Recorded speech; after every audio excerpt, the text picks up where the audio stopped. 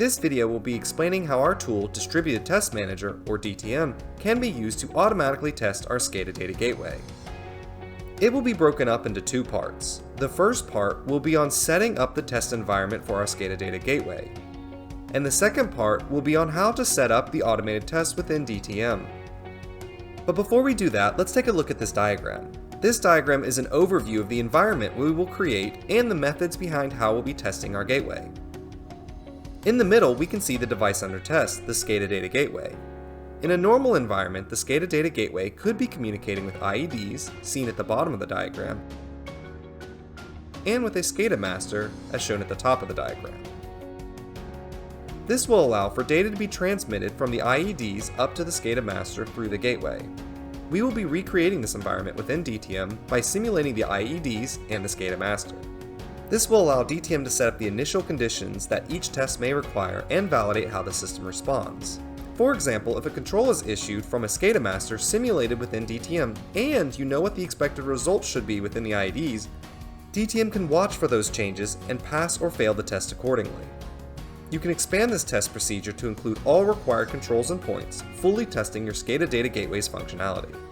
If all the tests pass, you can be confident that your SCADA Data Gateway was properly configured, and if a test fails, you'll know you need to investigate your configuration for these points more closely.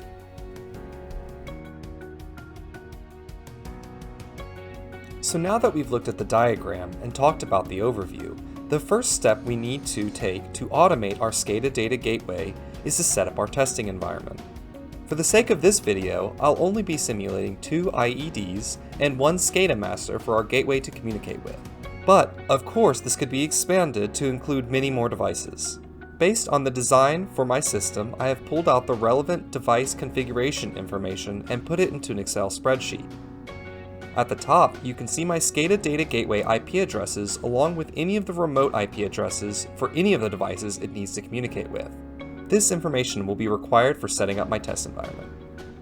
So let's go ahead and get started. You'll see over here on the left is our DTM, or Distributed Test Manager tool.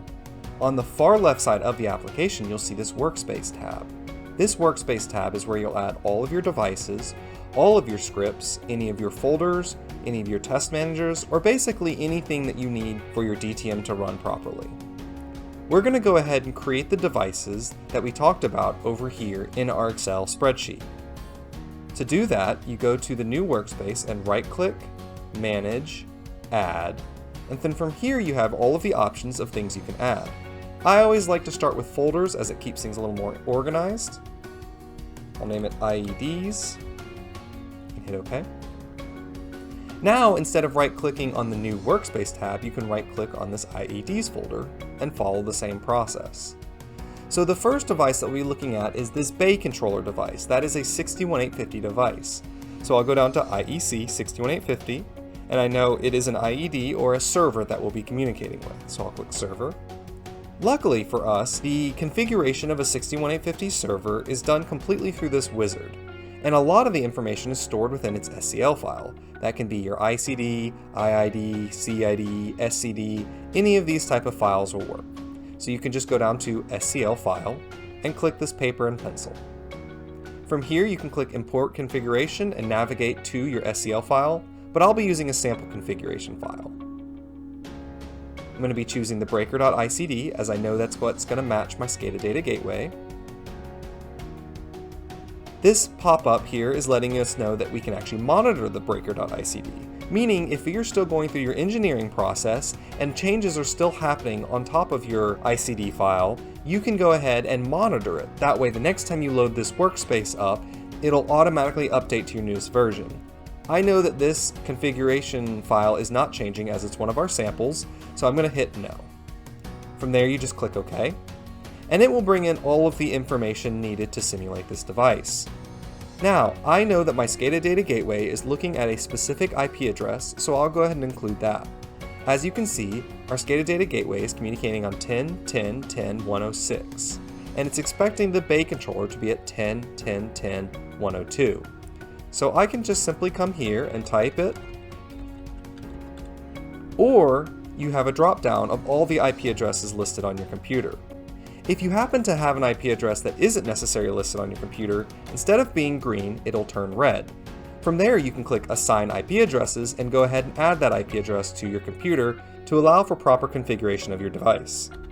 I'll move back to what my gateway is expecting, and from here I'll just click OK.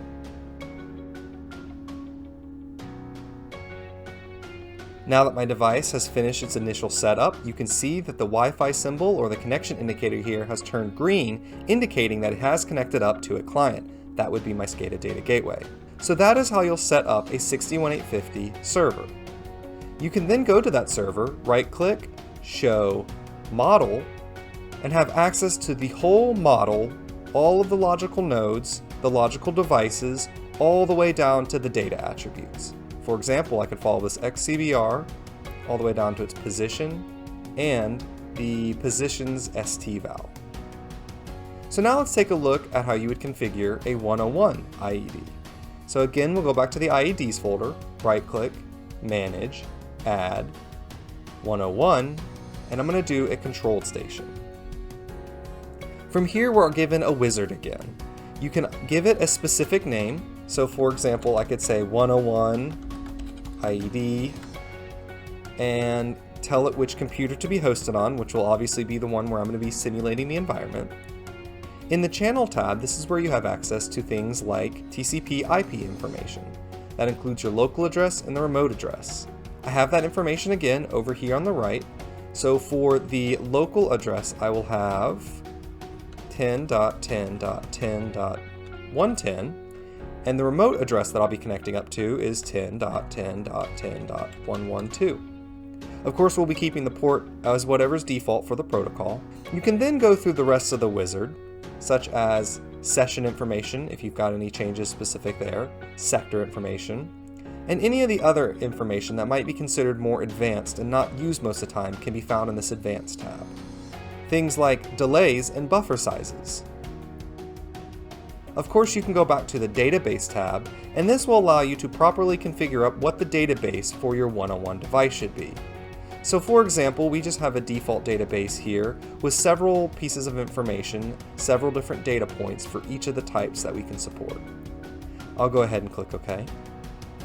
And now that has properly set up my 101 device and my 61850. So for the sake of this video, I have already simulated all of the devices that will be the IEDs that my SCADA Data Gateway will connect to. Now let's go ahead and add the SCADA Master. Following the same process as before, I'll right-click, Manage, Add. I'll do another folder, SCADA Master. And then on the SCADA Master folder, I'll right-click, Manage, Add, DNP3, and for the master, I'll obviously be creating a master. This will be hooking up to the database that our SCADA Data Gateway is concentrating all of the values to. Again, I'll give this a name, so I'll name this SCADA Master, and I'll go to the channel. What you might notice is the configuration of our 101 and DNP3 look very similar. This is an intentional design decision that we made, so that way once you learn how to configure one device, you'll already know how to configure any type of device. So following the same process as before, I'll go ahead and add the local IP address. That'll be on a different net, so 151.100.100.51, and the remote address is 151.100.100.50. Just like before, you can go to the Session or the Advanced tab, or you could go to the database and make any changes. Since I'll be pulling the database in from my SCADA Data Gateway, I don't have to properly configure it here. So from here I can just click OK. And just like before, we'll see it turn green and everything is now connected. I can then go to this master and right-click, do Commands, and do an Integrity Data Pull. This will allow me to gather all of the information off my SCADA Data Gateway. So you can do this on Connect, so anytime your device connects up to your SCADA Data Gateway, it'll perform an Integrity Data Pull.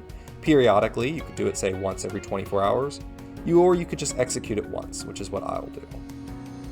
Okay. So now, if I go and do Show Points on my database, we'll have access to all of the points within my SCADA Data Gateway.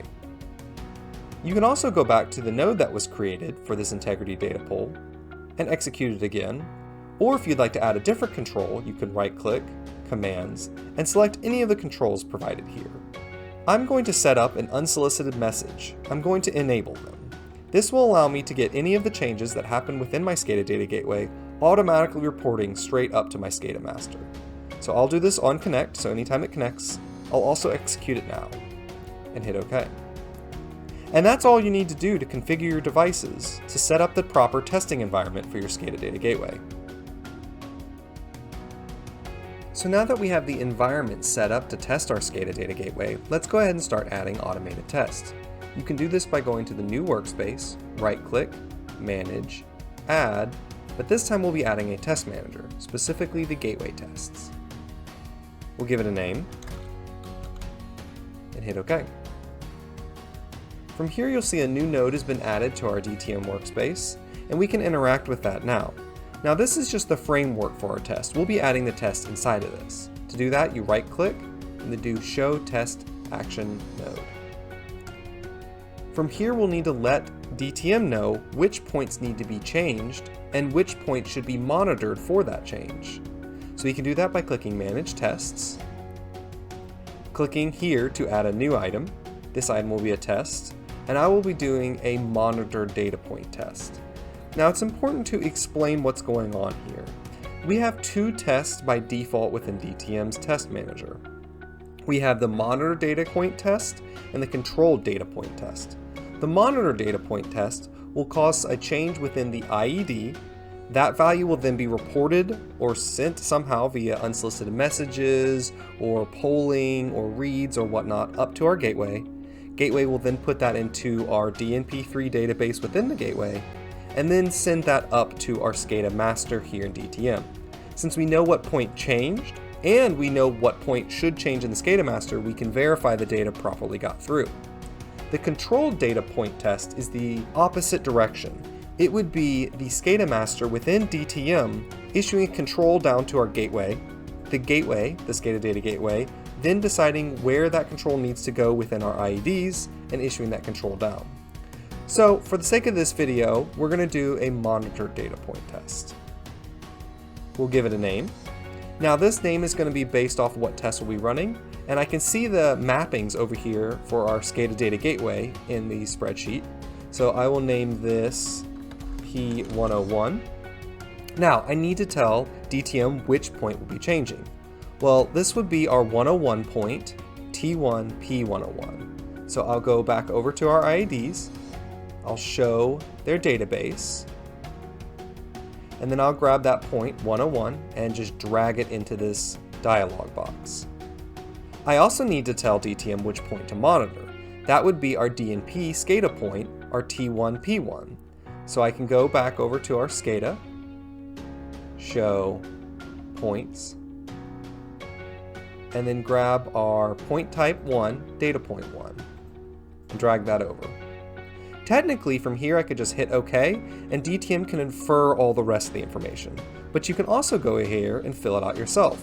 For example, if you have initial values, if you want to set it to false and then set it to true for like a boolean, or if it is an analog value, set it to 0 and then 100, you can force those values. Otherwise, DTM is smart enough to go look at its current value and just toggle that or increment it or whatnot. You can set up the expected value or any accepted delta for that expected value. For example, if you have an analog value and you're sending 2.5, maybe you know your SCADA Data Gateway will round that up to 3. So you might want to put a delta of 0.5 or 1, whatever's within your testing parameters. You can also change the qualities, so you can verify things like quality being passed through your gateway, or change the wait time for your gateway. So for this video, I'm going to go ahead and just put 10 seconds in here, so 1,000 milliseconds, or 10,000 milliseconds for the wait time, and hit OK. I'll go back to our test manager, and we'll see a test has been added here. From here, I can just double click on the test, it'll go out, it'll change the value in the IED, the value will then be passed through the gateway and reported up to my DNP3 master via the unsolicited messages that I enabled in the last part of the video. Of course, now you can repeat this process by going back into your tests, adding a new monitor point, Going to your device, the next one would be, over, 102. And then we would need to do the SCADA master as well, which is 0.2. And you could repeat this process for all of your points. Of course, this might take a little while to go in and manually add all of this stuff. So we've added the ability to kind of multi-add all of these points. Luckily for me, the mapping process here is very logical. It just increases by 1 each time. So I can go in and use the powers of Excel in order to kind of mass produce my tests. So I can export this Excel file, and I will save this as a CSV file. And then I can go ahead and open that CSV file. So I can do that by doing kind of import here, right click, and then I will do open with Excel. This will bring up the CSV file generated through DTM. As you can tell, each of the columns here are labeled with what value should be inside of them, and you can customize this as much as you want. But what I can do is just grab these values here and drag down, and what you'll see is these points are then actually being incremented for me. So I know that my test will go all the way through point 109. Currently I've gone through 107. So if I just go 2 more, I can then save this off, close it, and then I'm already sitting here at the import CSV file, and we'll see that all of the tests that I made through the CSV file are now populated within here. So now if I just click OK and go back over to tests, we'll see those tests are there now. And instead of individually clicking on each one, I can just click Run All, and it will go through and change each of the individual points on the 101 device in my IED. The value will then go through my gateway and report up to the SCADA master. Now, if any of these tests fail, I would be able to go and look at the specific point that failed and check the configuration and the mapping between the 101 point and the DNP3. Of course, you can expand this in all sorts of ways. You could add the analog values as you see below here. We could add in the values that are supposed to be mapped over from the Bay controller device, or we can make our test a little more complicated and have more pass-fail criteria. So I'll go ahead and click Stop. We'll see a failure there because I interrupted it, and I'm going to show you how you could set up more advanced tests. So in order to do that, I'm going to go over here and shut off the unsolicited message. So I can right click and then do Manage Edit and do Disable and hit Execute. That should disable the unsolicited messages. And the reason I'm going to be doing that is because the more complex tests I'm going to be using are going to dictate which way that our SCADA master expects to receive the data. So I can do that by coming into the Test Manager, clicking Manage Tests, and then selecting New Test Actions. But I'm going to create a new Test Manager to do this, so that way we can keep everything organized. I'm going to hit Cancel, close this out, and I'm going to create a new Test Manager. I'll name this Test Advanced. Hit OK. Now I have 2 different test managers that I can run. And from here I can just right click, Show, do Manage Tests, and now I can select the more complex actions. So if I come down here, I can turn off this protocol independent, that's where the controlled data points and the monitor data points are. And I can enable the DNP3 specific actions. That can be analog inputs and outputs, binary inputs and binary outputs. We'll just take a look at the binary inputs. So I can click this and hit OK, and from here I can go ahead and add more tests. So just like previously, I can click to add a test, then I can select the actions, but instead of having control or monitored point tests, we now have read binary input class, read binary input index, or unsolicited binary. So we can now have a little bit more specifics for how we're receiving the data and how we're supplying the data. So if I just do a read binary index, the first part will look very similar. Again, I can go and grab the T1 P100, put that in here, and then I can go ahead and grab what that maps to, which is the T1 P1. And all of this looks the same. Of course, you can even name it, this is going to be P100 by read. Now we can get to some of the other columns that we hadn't seen before. That obviously we've seen initial value, set value, expected value, read delays. You can set up different variations. Of course, the qualities here as well. But then we can repeat the same tests by adding, say, a test where we're going to read it by its class data. So now this is P101, put 100. And we can use the same values, so we'll grab this guy as the SCADA master, the same point here. And in this situation, we'll then be getting it by its class data, so we can set it up for a specific class data to be read. All of the information has been changed. You can see some of these are now grayed out, so there's no variation when you're doing it by class, but you do need to supply what class this could be in. So you could do class 1, 2, or 3. You can even get some negative tests in here where you know a point shouldn't be part of class 1 or 3. You can actually run this test 3 times and verify the value does in fact change when you change 2, or it fails when you do class 1 or 2, or 1 or 3. And of course we can add the next test, which is what we already did from the other one. Because I enabled unsolicited, we can set up unsolicited. This could be 101 by unsolicited. And just like previously, we can bring these same points over.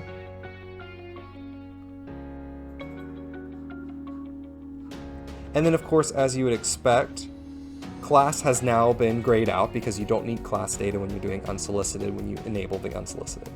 So now if I hit OK and go to our test advanced, we can come here and do read all tests, and now we can run the same test 3 different ways, validating 3 different behaviors from our SCADA Data Gateway. Now you'll see how one has failed here, and that's because I didn't actually supply the class for this point. So I know I can go in here and investigate either why my test failed on DTM side, or I can go into my SCADA Data Gateway if I did provide the parameter and see why it failed. So these are the different ways that you can set up automated tests within DTM. First, you'll need to go ahead and set up the test environment with your IEDs or your SCADA master. You'll need to have access to the IP information so you can simulate those devices. Then after that, you need to have the information for the point mapping, such as which IED's point changes will affect the SCADA points on the end. You can also run these tests backwards by doing the control tests. I hope this has helped you figure out how to use the test manager actions and to automate testing of your SCADA Data Gateway. And of course, if you have any questions, feel free to reach out to us at support@trianglemicroworks.com. Thank you.